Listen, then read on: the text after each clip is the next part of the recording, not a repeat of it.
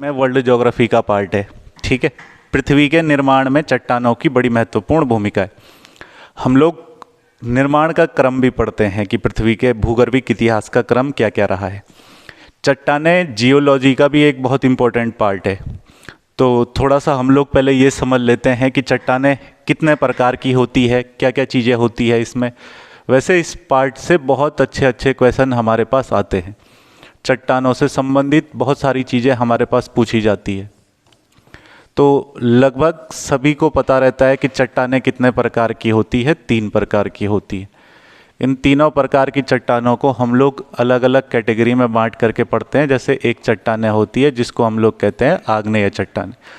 आग्नेय चट्टानें या फिर इसको इग्नियस रॉक्स कहा जाता है। क्या बोला जाता है? Igneous rock. तो अगर तुमको पूछा जा रहा है आग्नेय का मतलब क्या हुआ, तो इग्नियस। ठीक है। दूसरी हमारे पास एक होती है जिसको हम लोग कहते हैं अवसादी चट्टानें। कौन सी चट्टानें? अवसादी चट्टानें। अवसादी चट्टानों को हम लोग कहते हैं सेडिमेंट्री रॉक्स। क्या बोलते हैं? Sedimentary rocks. तो एक तो होती है जिसको हम लोग कहते हैं अवसादी चट्टानें। समझ गए बात को? फिर इसके बाद हमारे पास एक प्रकार की चट्टान होती है जिसको हम लोग कहते हैं कायांतरित। कहीं जगह किताबों में तुम्हें कायांतरित लिखा हुआ मिलेगा, कहीं जगह रूपांतरित लिखा हुआ मिलेगा। तो कायांतरित या रूपांतरित में कंफ्यूज नहीं होना है। एक ही प्रकार के चट्टान की बात कर रहा है। मेटामॉर्फिक कहते हैं इनको हम लोग। क्या कहते हैं? Metamorphic rocks. तो कुल मिलाकर के मेरे पास चट्टान कितने प्रकार की हो गई? 3 प्रकार की। कौन कौन से 3 प्रकार की चट्टानें हैं? आग्नेय चट्टानें, इग्नियस रॉक्स, अवसादी सेडिमेंट्री रॉक्स, और कायांतरित चट्टानें, मेटामॉर्फिक रॉक्स। होती क्या क्या है? पहले तो सबसे बेसिक बात यही है। ठीक है। तो पहली चट्टान को पढ़ना शुरू करते हैं। सबसे पहली चट्टान हमारे पास कौन सी है? आग्नेय चट्टानें। आग्नेय चट्टानों को जब हम लोग पढ़ना शुरू करेंगे, यानी इग्नियस रॉक्स को जब हम लोग पढ़ना शुरू करेंगे, तो इसमें हमको कुछ चीज़ें समझनी पड़ेंगी। सबसे पहले वो ये कि इसका निर्माण कैसे हुआ, किसी भी चट्टान का निर्माण कैसे हुआ। जब बात निर्माण पे आएगी तो हमारे पास कई सारी चीज़ें सामने आएंगी। निर्माण से संबंधित तो बहुत सारी चीज़ें तुमको समझनी पड़ेंगी। फिर देखो होता क्या है ना कि अगर चट्टानों के निर्माण की बात कर रहा है तो ये ध्यान रखना कि पृथ्वी की जो सतह है उस सतह को हम लोग कुछ कैटेगरी के अंतर्गत बांट करके चलते हैं। ठीक है। पृथ्वी का जो स्ट्रक्चर है उसको हम लोग कुछ सतहों में बांट करके चलते हैं। मैंने यहाँ पे पीछे पृथ्वी का कुछ तुमको दिखाई थी आकृति वगैरह, है ना। तो ये पृथ्वी की क्या है? सतह है। समझ रहे हो बात को? इस सतह पर अगर माना मैं इसके संबंध में इधर उधर इसको थोड़ा सा तुमको दिखाने की कोशिश करूँ, तो जैसा माना हमारे पास ये पृथ्वी है। इस पृथ्वी के भाग पर तुम्हें भूभाग पर देखा जाए तो जलमंडल भी दिख रहा है और स्थल मंडल भी दिख रहा है। ठीक है। ये जलमंडल या स्थल मंडल जिस भाग पे टिका हुआ है, यानी जो ये जलमंडल या स्थल मंडल का भाग है, इसी को हम लोग ज्योग्राफी में प्लेटें कह देते हैं। क्या बोल देते हैं? प्लेटें। तुम लोग इसको अलग अलग नाम से भी जान सकते हो। जैसे क्रस्ट इसी को कहा जाता है। क्या बोला जाता है? क्रस्ट। पढ़ा होगा तुमने 3 चीज़ें, क्रस्ट, कोर, मेटल वगैरह, है ना। ये पढ़ा होगा कि इसको सियाल, सीमा, निफे वगैरह, या लिथोस्फेयर, स्थेनोस्फेयर वगैरह, कुछ भी बोलो। ठीक है। मैं सबसे सामान्य भाषा में चट्टान समझाना चाह रहा हूं, तो पृथ्वी के भूगर्भ में नहीं जाएंगे हम। ठीक है ना। हम केवल चट्टान पे बात करेंगे। तो जो स्थल मंडल या जल मंडल तुमको दिख रहा है, तो इसका कुछ ना कुछ बेस तो होगा ही, है कि नहीं है? किसी ना किसी आधार पर तो टिका होगा ही। अरे हवा में तो नहीं टिका होगा ना, आधार तो होगा ही इसका कुछ ना कुछ। जैसे तुम यहाँ बैठे हो तो आधार है तुम्हारे पास, तभी बैठ पाए हो। मैं यहाँ खड़ा हूँ तो आधार है, तभी खड़ा हो पाया हूँ, है ना। तो कुछ ना कुछ आधार जरूर होगा जो इस जल मंडल का या स्थल मंडल का आधार है। उसी आधार को हम लोग कहते हैं प्लेट। क्या बोल देते हैं? प्लेट। ज्योग्राफी में इसको सिंपल सी भाषा में प्लेट कह देते हैं। ठीक हो गया। इस प्लेट के नीचे जिस पर ये जलमंडल या स्थल मंडल है, एक और प्लेट होती है जिसको हम लोग स्थेनोस्फेयर भी कह देते हैं। और स्टेनोस्फेयर में होते हैं मैग्मा वॉल्व। जो मैग्मा वॉल्व होते हैं उन मैग्मा वॉल्व कभी कभी ये प्लेटें खिसक जाती है आपस में। जब ये प्लेटें आपस में खिसक जाती है तो इनके खिसकने से स्टेनोस्फेयर का जो मैग्मा होता है वो लिथोस्फेयर के ऊपर आ जाता है। जैसे ही वो लिथोस्फेयर के ऊपर आता है तो उससे जो है वो जम जाता है, ठंडा होने के कारण क्या हो जाता है, जम जाता है और कठोर हो जाता है।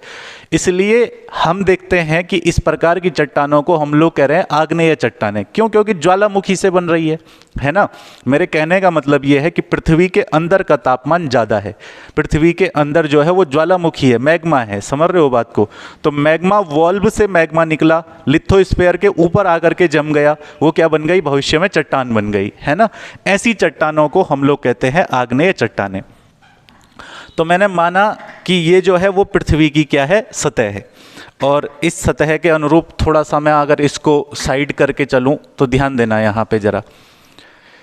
ये मैं मान करके चल रहा हूँ कि ये क्या है, पृथ्वी की सतह है, और पृथ्वी के अंदर से जब मैग्मा आया, जब लावा आया और वो स्टेनोस्फेयर से ऊपर आता आता कुछ इस तरीके से ऊपर आया और ऊपर आकर के पृथ्वी की सतह के ऊपर कुछ इस तरीके से जम गया, समझ रहे हो बात को, कुछ इस तरीके से फैल गया मैग्मा। तो जब मैग्मा पृथ्वी के अंदर से निकला और लिथोस्फेयर के ऊपर फैल करके ठंडा होकर के कठोर हो गया, तो इस प्रकार की चट्टान को हम कहते हैं आग्नेय चट्टानें, है ना। सिंपल सी बात, ये किससे बनी होती है, मैग्मा से बनी होती है। तो इसके संबंध में ना 3-4 बातें तुमको बहुत अच्छे से ध्यान रखनी है। जैसे सबसे पहली बात क्या है कि ये चट्टानें तप्त होती हैं और तरल अवस्था में पाई जाती है। सबसे पहले किस अवस्था में पाई जाती है, तरल अवस्था में। जब ये चट्टानें बनने के क्रम में होती है तो तब ये तप्त और तरल मैग्मा के रूप में होती हैं। किसके रूप में होती है, मैग्मा। ये मैग्मा जब बाहर आ जाए, धरती से ऊपर आ जाए, जमीन के अंदर से ऊपर आ जाए, तो इसको लावा कहते हैं हम लोग। क्या बोल देते हैं, लावा। तो सबसे मेन चीज जो हमें यहाँ पे समझनी है वो ये है कि इन चट्टानों का निर्माण तप्त और तरल मैग्मा से होता है। समझ गए बात को। दूसरा क्या खास बात होती है, जो आग्नेय चट्टानें होती हैं इन चट्टानों में हमें जीवाश्म नहीं देखने को मिलते हैं। इन चट्टानों में क्या नहीं देखने को मिलते हैं, जीवाश्म। जीवाश्म का मतलब है फॉसिल्स वगैरह इसमें नहीं देखने को हमको मिलते हैं। और जहाँ जीवाश्म नहीं होगा तो सिंपल सी बात है, वहाँ पे पेट्रोलियम नहीं मिलेगा, वहाँ पे हमको कोई ईंधन नहीं मिलेगा। क्योंकि जितना भी ईंधन है, जितना भी फ्यूल से रिलेटेड कोई भी चीज़ है, नेचुरल गैस है या फिर कोई भी प्राकृतिक तेल वगैरह है, वो हमें कहाँ मिलेगा, जहाँ पे क्या होगा, जीवाश्म की मात्रा ज़्यादा होगी। और जीवाश्म की मात्रा ज़्यादा किस में होती है, तो सेडिमेंट्री रॉक्स में, जिनको हम अवसादी चट्टानें कह रहे हैं। इसलिए अवसादी चट्टानों में चूना पत्थर मिलेगा, अवसादी चट्टानों में तेल मिलेगा, इसलिए तो उसको अवसाद कह रहे हैं ना, कि वो अवसादी चट्टानें हैं। इन चट्टानों में जीवाश्म नहीं होता है। और जीवाश्म कैसे होगा, जीवाश्म का मतलब होता है जीव का अंश। जीवाश्म का मतलब क्या होता है, जीव का अंश। तो अगर कोई चीज़ जो है वो मैग्मा से बनी हुई है तो उसमें जीवाश्म होने की संभावना है, बिल्कुल ना के बराबर है, नहीं है, ठीक है। इसलिए आग्नेय चट्टानों में क्या नहीं मिलते हैं, हमको जीवाश्म नहीं मिलते हैं। तीसरी चीज हमको ये ध्यान रखनी है कि ये चट्टान अपरतदार होती है। कैसे होती है, अपरतदार होती है, यानी मैग्मा एक बार में बाहर आया और पूरा फैल गया, परत के रूप में नहीं बिछाया जाता, एक के ऊपर एक परत, एक के ऊपर एक परत, ऐसे नहीं चढ़ी होती है। समझ रहे हो बात को। जहां एक के ऊपर एक परत चढ़ी होती है मैग्मा की, उसको हम लोग बेसाल्ट कहते हैं, वो एक अलग कॉन्सेप्ट है, ठीक है। तो आग्नेय चट्टानें अपरतदार होती हैं। कैसी होती हैं, अपरतदार, ठीक। पहले तो ये तरल और तप्त मैग्मा से बनती हैं, दूसरा इसमें क्या नहीं होता है, जीवाश्म नहीं होता है, और तीसरा ये चट्टानें कैसी होती है, अपरतदार होती है। चौथी बात तुमको इसमें सबसे इंपॉर्टेंट जो ध्यान रखना है कि ये चट्टानें रवेदार होती हैं। कैसे होती हैं, रवेदार। रवेदार क्या हुआ, ये चीज थोड़ा सा समझना। थोड़ा देखो, रवेदार होती हैं चट्टानें, यानी क्रिस्टलाइज होती हैं, ठीक है। अब इसको तुम लोग थोड़ा अपने तरीके से समझना। जैसे घर में तुमने देखा होगा कि कोई भी गर्म चीज़ है, हलवा बनते हुए देखा है कभी, हलवा वगैरह बनते हुए देखा होगा, तो उसमें क्या होता है ना कि एयर के बबल्स बन जाते हैं बहुत सारे। समझ रहे हो बात को। जब किसी गर्म चीज़ में, इसलिए उसको घुमाते हैं ना बहुत तेज़ी से ताकि उसमें बबल ना बने, है ना। तो जब ये मैग्मा बाहर निकला तो इसको तो किसी ने घुमाया नहीं, तो इसमें क्या होता है, हमको छोटे छोटे बबल देखने को मिलते हैं, एयर के बबल देखने को मिलते हैं। तो अगर तुमको पूछ रहा है, इसी को रवा कहा जाता है ना, इसी को क्या बोल देते हैं हम लोग, रवा कह देते हैं या पिंड कह देते हैं, कि इसमें छोटे छोटे पिंड बने हुए हैं हवा के कारण, इसके अंदर हवा भर गई और इसमें क्या बने हुए हैं, छोटे छोटे पिंड बने हुए हैं। तो रवेदार चट्टानें होती हैं, कौन सी चट्टानें, आग्नेय चट्टानें, यानी क्रिस्टलाइज रॉक्स होती हैं, ये ध्यान रख लेना है हमको, ठीक हो गया। चौथी बात सबसे ज़्यादा जरूरी, कि इन चट्टानों को हम लोग प्राथमिक चट्टानें कहते हैं। क्या बोलते हैं, प्राथमिक चट्टानें। प्राथमिक चट्टानें या इनको प्राइमरी रॉक्स कह देते हैं। क्या बोल देते हैं, प्राइमरी रॉक्स। तो अगर तुम्हारे पास पूछ रहा है कि इनको प्राइमरी रॉक्स या प्राथमिक चट्टानें क्यों कहा जाता है, क्योंकि इन चट्टानों का निर्माण सबसे पहले होता है, इसलिए इन्हें प्राथमिक चट्टानें या प्राइमरी रॉक्स कहा जा रहा है। क्लियर है, इसमें कोई दिक्कत तो नहीं है। तो आग्नेय में इतनी बातें बता दोगे भाई, जो बताया अभी तक। हाँ, आग्नेय के अंदर जो तुमको बताया वो बता दोगे ना। ये तो सारा खिसक गया इधर उधर, चलो कोई बात नहीं, इसकी तो ज़रूरत तो ऐसी पड़ेगी नहीं हमको उतना। आ गया वापस, देखो ध्यान देना। चट्टानें कितने प्रकार की बताई तुमको, 3 प्रकार, ठीक है। इसमें सबसे पहले हमने पढ़ी कौन सी चट्टान है, आग्नेय चट्टान। आग्नेय चट्टान का निर्माण अगर तुमको पूछ रहा है कि इसका निर्माण कैसे हुआ है, तो इसके निर्माण के लिए हमने कहा कि तरल और तप्त मैग्मा से इसका निर्माण हुआ है। क्या इसमें जीवाश्म मिलेगा, तो इसमें जीवाश्म वगैरह नहीं मिलता है। तीसरा, ये चट्टानें कैसी होती है, अपरतदार होती है, परतदार नहीं होती। चौथा, इसमें कैसी रहती है, रवेदार होती है, क्रिस्टलाइज होती है। समझ रहे हो बात को। और इन्हीं चट्टानों को हम क्या कहते हैं, प्राथमिक चट्टानें या प्राइमरी रॉक्स कहते हैं। तो आ जाते हैं हम लोग अब आग्नेय चट्टानों पर, कि आग्नेय चट्टानें कितने प्रकार की होती हैं। यहाँ तुमको एक बात का ध्यान रखना है, जिनको हम लोग आग्नेय कह रहे हैं, यानी जिनको हम लोग इग्नियस कह रहे हैं, हमने ये देखा कि ये इग्नियस रॉक्स कैसे कैसे इनका फॉर्मेशन हुआ। अब हमें जो सबसे ज़्यादा ज़रूरी चीज़ समझनी है वो ये है कि ये कितने प्रकार की होती हैं। समझ रहे हो बात को। तो आग्नेय चट्टानें 2 प्रकार की होती है। कितने प्रकार की होती है, 2 प्रकार। एक चीज़ तुमने ज्योग्राफी में खूब सुनी होगी, एक प्रकार की आग्नेय चट्टान होती है जिसको हम लोग कहते हैं अंतर्जात। क्या बोलते हैं, अंतर्जात। एक प्रकार की आग्नेय चट्टानें होती हैं जिनको हम लोग कहते हैं अंतर्जात चट्टानें। क्या बोल देते हैं, अंतर्जात चट्टानें। इसके लिए कहते हैं कि भाई इसको हम लोग इंट्रूसिव रॉक्स भी कह देते हैं। क्या बोल देते हैं, इंट्रूसिव रॉक्स। तो अगर तुमको पूछ रहा है कि अंतर्जात चट्टानें या इंट्रूसिव रॉक्स किसका भाग है, आग्नेय चट्टान का ही है। एक प्रकार की चट्टानें होती है जिसको हम लोग कहते हैं बहिर्जात चट्टान। क्या बोल देते हैं, बहिर्जात चट्टानें, बहिर्जात चट्टानें, ठीक है। तो एक तो हमने कहा कि कौन सी चट्टानें होती हैं, एक चट्टान होती है जिसको हम लोग कह रहे हैं अंतर्जात चट्टान, और एक चट्टान होती है कौन सी, बहिर्जात चट्टान। किसका हिस्सा है ये, आग्नेय चट्टानों का। किसका हिस्सा है, आग्नेय। तो आग्नेय चट्टान 2 प्रकार की होती हैं, है ना, इंट्रूसिव रॉक्स, और इसको एक्सोजीनियस रॉक्स कहते हैं। क्या बोलते हैं, एक्सोजीनियस रॉक्स। तो इसका तुमको ध्यान रखना है कि 2 प्रकार की होती हैं। कैसे बनती हैं ये दोनों, तो ध्यान देना, इसमें थोड़ा सा ध्यान से समझना। मैंने कहा था कि इनके निर्माण में हमने एक बात पढ़ी थी, माना ये हमारी पृथ्वी की क्या है, सतह है। समझ रहे हो बात को। और सतह के अंदर से जब ये प्लेट खिसक जाएगी आपस में, माना ये प्लेट हमारे पास यहाँ से थोड़ी सी खिसक गई और इसमें ऐसा गैप बन गया, समझ रहे हो। तो स्टेनोस्फीयर में जो मैग्मा वॉल्व है, उस मैग्मा वॉल्व से मैग्मा ऊपर आएगा।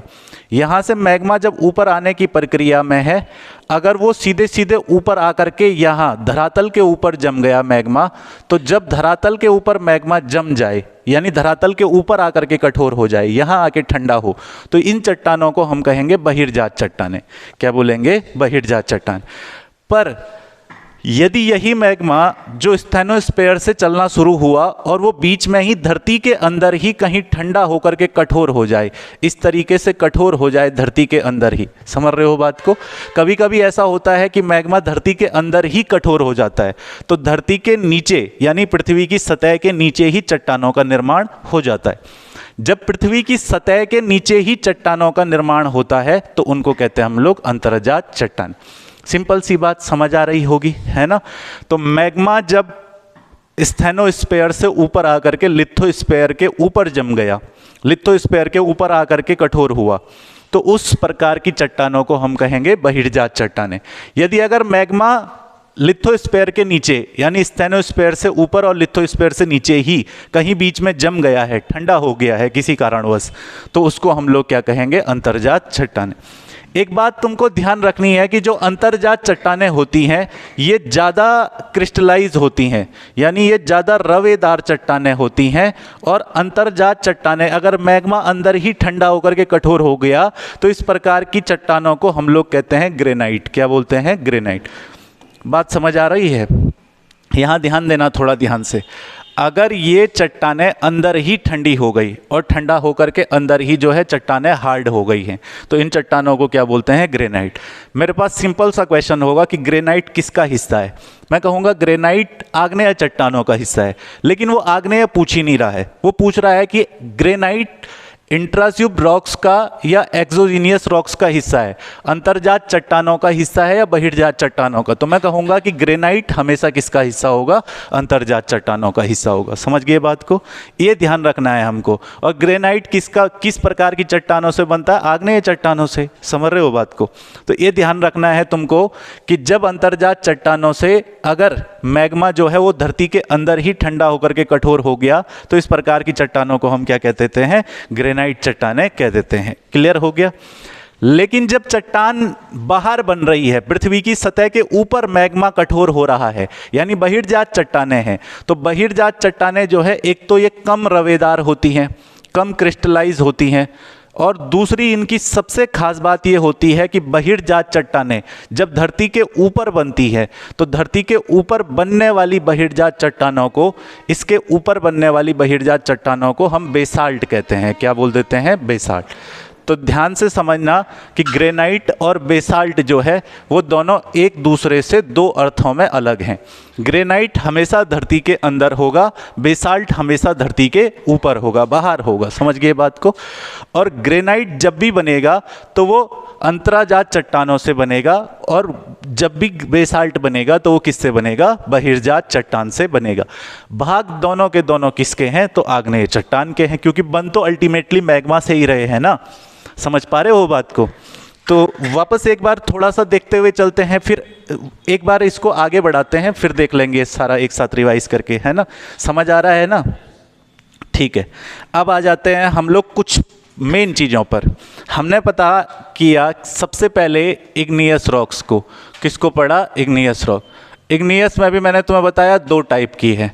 दो टाइप में भी हम लोगों ने सबसे पहले देखा कि भाई यहाँ पे एक तो है जिसको हम लोग कहते हैं इंट्रायूसिव रॉक्स, यानी अंतर्जात चट्टानें। अब इस अंतर्जात चट्टान का भी हमको थोड़ा बहुत चीज़ें पढ़ लेनी है। समझ रहे हो बात को? अंतर्जात चट्टानें जो है ना वो भी कई प्रकार की होती हैं। जैसे इसमें एक प्रकार की चट्टान होती है जिसको हम लोग कहते हैं बैथोलिथ। क्या बोल देते हैं, बैथोलिथ। एक प्रकार की अंतराजात चट्टान होती है जिसको हम लोग क्या बोलते हैं, बैथोलिथ कहते हैं। एक प्रकार की अंतराजात चट्टान होती है जिसको हम लोग लोकोलिथ कहते हैं। क्या बोल देते हैं, लोकोलिथ। तो एक तो हो गया कौन सा, बैथोलिथ, एक हो गया लोकोलिथ, एक हो गया हमारे पास जिसको हम लोग कहते हैं फैकोलिथ। क्या बोल देते हैं, फैकोलिथ। अब इसकी आकृति पर डिपेंड करता है ये सब किसका हिस्सा है, अंतराजात चट्टानों का। कौन कौन सा हिस्सा है, एक तो हो गया बैथोलिथ, दूसरा हो गया लोकोलिथ, तीसरा हो गया कौन सा, फैकोलिथ। फैकोलिथ के अलावा हमारे पास एक प्रकार की चट्टान आती है जिसको हम लोग सिल कहते हैं। क्या बोल देते हैं, सिल। एक प्रकार की चट्टान आती है जिसको हम लोग कहते हैं सिल। क्या बोल देते हैं, सिल।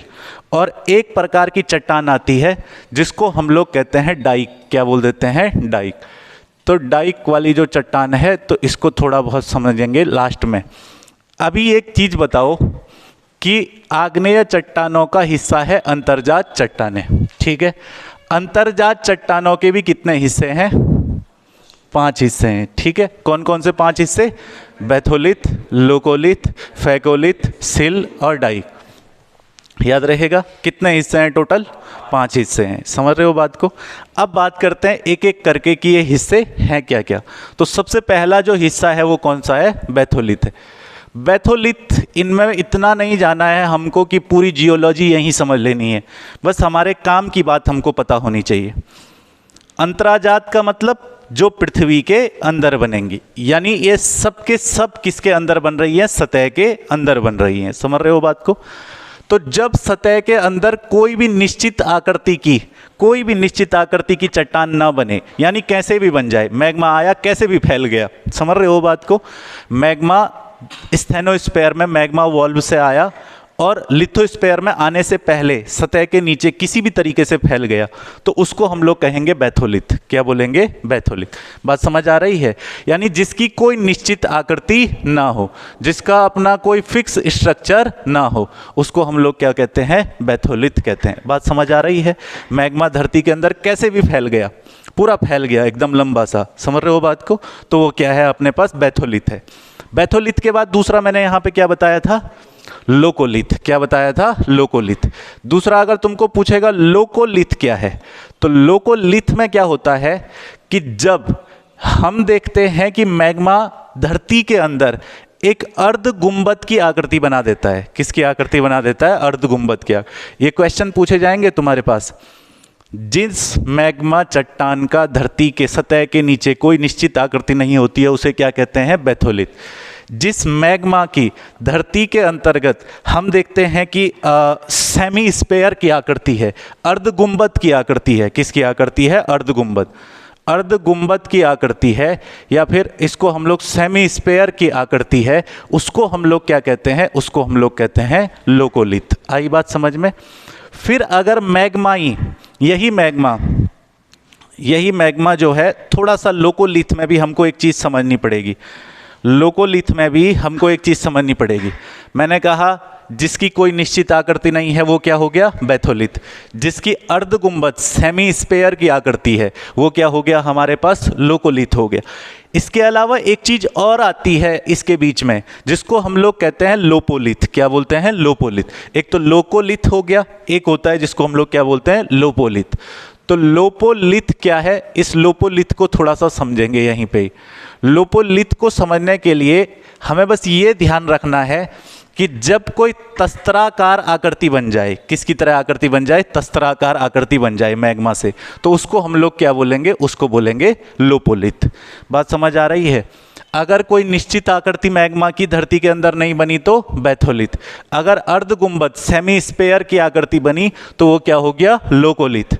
और अगर कोई तस्त्राकार आकृति बन जाए, यानी इस तरीके से कोई आकृति बन जाए, है ना, जब ऐसी पैराबोलिक शेप की टाइप की कोई आकृति बनेगी, समझ रहे हो बात को, तो उसको हम लोग क्या बोलेंगे, वो क्या है, लोपोलिथ है। बात समझ आ रही है। अगर यही मैग्मा धरती के अंदर जो है एक वेव के फॉर्म में जनरेट हुआ, इस तरीके से एक वेव यानी एक तरंग के रूप में बना, यही मैग्मा धरती के अंदर एक तरंग के रूप में जम गया। ये चट्टानें अगर तरंग के रूप में बन गई, तो जो चट्टानें तरंग के रूप में धरती के अंदर पाई जाती है उन्हीं को हम लोग कहते हैं फैकोलिथ। क्या बोल देते हैं, फैकोलिथ। इन्हीं चट्टानों को हम क्या कहते हैं, फैकोलिथ कहते हैं। समझ रहे हो बात को। अब यहाँ आकृति के आधार पर नाम अलग अलग हैं, समझ पा रहे होंगे तुम अभी तक। ये केवल नाम अलग अलग किस आधार पर है, आकृति के आधार पर, ठीक है। अगर यही मैग्मा जो है वो एक सीधी रेखा में ऐसे कठोर हो गया, ये चट्टान अगर एक सीधी रेखा में बन गई, तो इसको हम लोग सिल कहते हैं। क्या बोल देते हैं, सिल। तो इसका तुमको ध्यान रखना है, इसको क्या कहा जाएगा, सिल कहा जाएगा। समझ गए बात को। और अगर यही मैग्मा एक, जब ये इस तरीके की लाइन में, जब ये एक क्षैतिज रेखा में यानी हॉरिजॉन्टल रूप में जब ये चट्टान बन रहा है, तो तब इसको क्या बोल रहे हैं, सिल कह रहे हैं। लेकिन अगर यही मैग्मा जो है वर्टिकली बन जाए, ऐसे वर्टिकली जम जाए, है ना, ऊर्ध्वाधर जम जाए, जब ये ऊर्ध्वाधर जम जाता है तो इसी को हम लोग कहते हैं डाइक। क्या बोल देते हैं, डाइक। तो इसका ध्यान रखना है कि ये क्या हो गया, डाइक हो गया। ठीक है। कितने प्रकार की बताई थी, टोटल 5 बताई थी, लेकिन यहाँ 6 बता दी, है ना। क्योंकि लैकोलिथ और लोपोलिथ कुछ लोग अलग अलग करते हैं, कुछ नहीं करते हैं, तो वो तुम अपने दिमाग में ध्यान रख लेना। इतना नहीं जाना है हमको कहीं भी, ध्यान से समझना। देखो भाई, इन आकृतियों को एक बार फिर से समझ लेते हैं। मैंने कहा जब मैग्मा स्टेनोस्फीयर से ऊपर आया और लिथोस्फीयर से पहले जम गया, है ना, ये अल्टीमेटली किसका पार्ट हैं, ये सारे के सारे, ये है सब के सब इंट्राट्यूब रॉक्स का पार्ट हैं। समझ रहे हो बात को। और अंतर्जात चट्टानों का हिस्से का मतलब ये है कि इन सब का निर्माण सतह के नीचे होगा।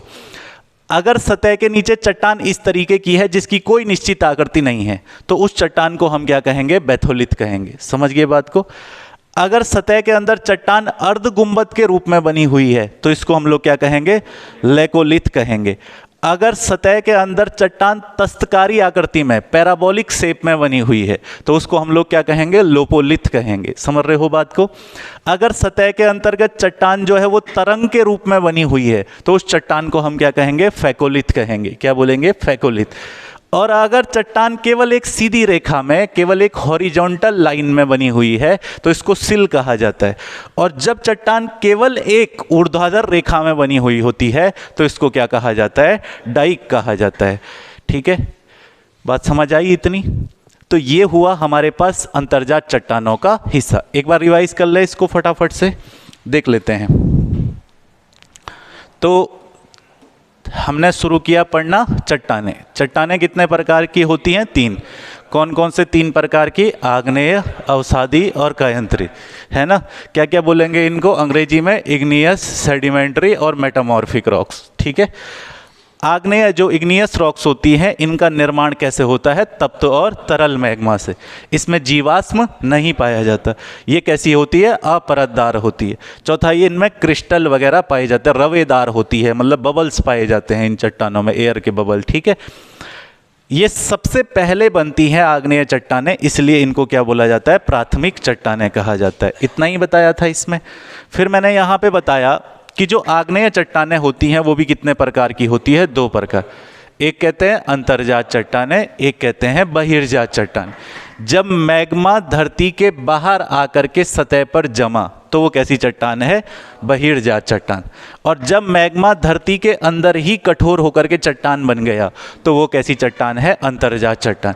ठीक है, बहिर्जात चट्टानों को हम लोग कहते हैं बेसाल्ट, अंतर्जात चट्टानों को हम लोग कहते हैं ग्रेनाइट। क्लियर है इतना? अंतर्जात चट्टानों के भी कुछ हिस्से होते हैं, है ना? किसके हिस्से होते हैं? अंतर्जात चट्टानों के भी कुछ हिस्से होते हैं। यानी इग्नियस रॉक का हिस्सा है इंट्राइसिव रॉक्स, और इंट्राइसिव रॉक्स का हिस्सा होता है हमारे पास बैथोलिथ, लोकोलिथ, फैकोलिथ, सिल और डाइक। समझ रहे हो बात को? तो आग्नेय चट्टान का हिस्सा हुई अंतर्जात चट्टानें, और अंतर्जात चट्टानों का हिस्सा हुआ ये 5 प्रकार की चट्टानें। डिपेंड किस पर करता है? उनके स्ट्रक्चर पर, है ना? उनकी आकृति पर निर्भर करता है। सबसे पहले आकृति के अनुसार बैथोलिथ, जिसकी कोई निश्चित आकृति ना हो वो क्या हो गया? बैथोलिथ। जिसकी अर्ध गुंबद की आकृति हो वो क्या हो गया? लोकोलिथ। जिसकी जो है वो एक तस्त्रकारी आकृति, पैराबोलिक आकृति हो गया वो लोपोलिथ। जिसका आकृति एक तरंग की तरह हो उसको क्या कहते हैं? फैकोलिथ। और जिसकी आकृति एक क्षैतिज रेखा की तरह उसको क्या कहेंगे? सिल। जिसकी आकृति एक ऊर्ध्वाधर रेखा की तरह उसको क्या कहेंगे? डाइक। क्लियर?